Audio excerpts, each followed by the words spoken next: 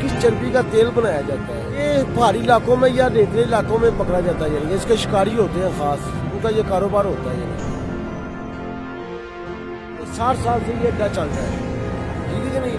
मेरे उस्ताद है, उनके बाप दादा का ये कारोबार है।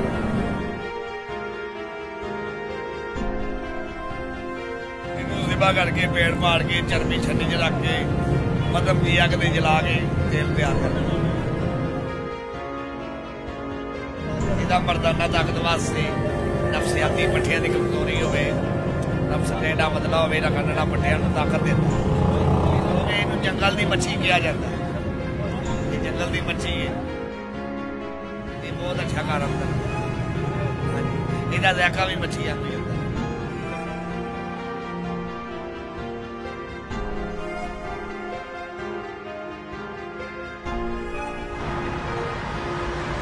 मेरा ख्याल है सानू 15-16 साल हो गए देखते हैं। अगर कोई 2 नंबर ही करते हो तो कई दफा चुके गए होने, बैठे ने किसी अच्छाई की वजह तो अपनी तो बैठे ने।